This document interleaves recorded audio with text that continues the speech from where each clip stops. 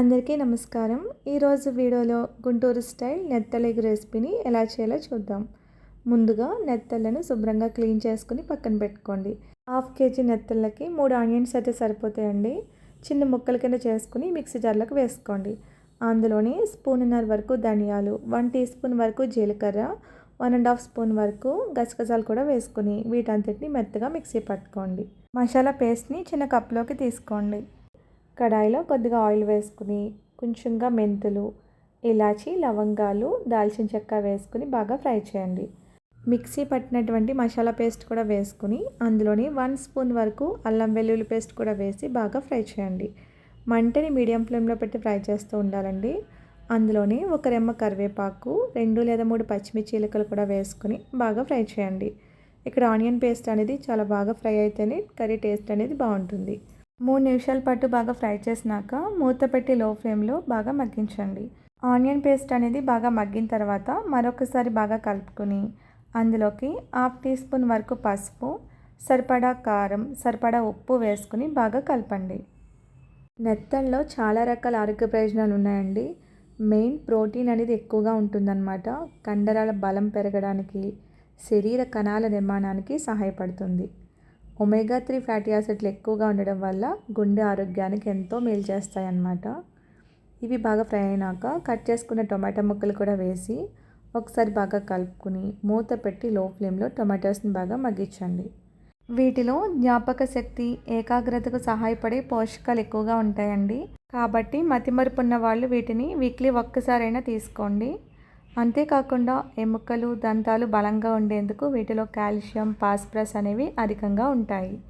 Tomatoes బాగా మగ్గిన తర్వాత మరొకసారి బాగా కలుపుకొని శుభ్రం చేసినటువంటి నెత్తళ్ళు వేసి కింద నుంచి పై వరకు మసాలా మొత్తం నెత్తళ్ళకు పట్టే విధంగా స్లోగా కలపండి. ముక్క అనేది విరగకుండా కలపండి. ఆ తర్వాత అందులోకి సరిపడా వాటర్ అనేది వేసుకోండి. ఇగురు కాబట్టి వాటర్ అనేది ఎక్కువేం పట్టదండి. 1 గ్లాస్ వరకు వాటర్ వేసి గరిటె లేకుండా ఈ విధంగా బాగా కలుపుకున్నాక మూత పెట్టి మీడియం ఫ్లేమ్లో కర్రీని బాయిల్ చేయండి.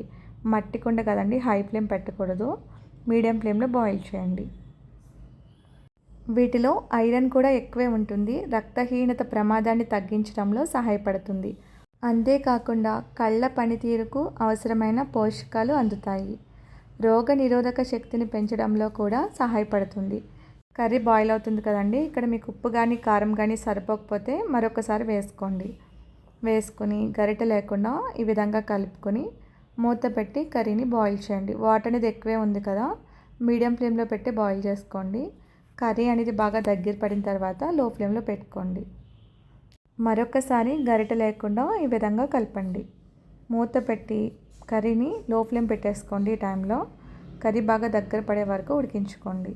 కర్రీ బాగా దగ్గర పడిన తర్వాత పైన కొద్దిగా కొత్తిమీర వేసుకొని మరొకసారి గరిటె లేకుండా ఈ విధంగా కలపండి. మూత పెట్టి ఒక 1/2 నిమిషం పాటు బాయిల్ చేయండి.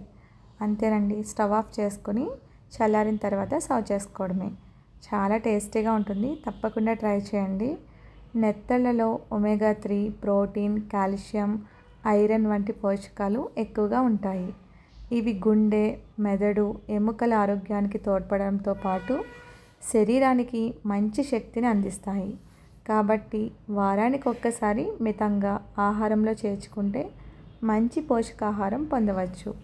ఇలా చాలా సింపుల్గా ఇంట్లోనే హోటల్ స్టైల్ రుచితో గుంటూరు స్పెషల్ నెత్తళ్ళ ఇగురును తయారు చేసుకోవచ్చు. 1/2 కేజీ నెత్తల్లో ఒక 10 వరకు పక్కన పెట్టానండి. ఉప్పు, కారం, పసుపు, ధనియా పౌడర్, జీరా పౌడర్, అల్లం వెల్లుల్లి పేస్ట్ బాగా పట్టించి 1 స్పూన్ వరకు బియ్యం పిండి కూడా వేసుకుని ఒక 5 మినిట్స్ పక్కన పెట్టి ఆయిల్లో వేసుకుని ఫ్రై చేసుకోవడమేనండి. చాలా టేస్టీగా ఉంటాయి.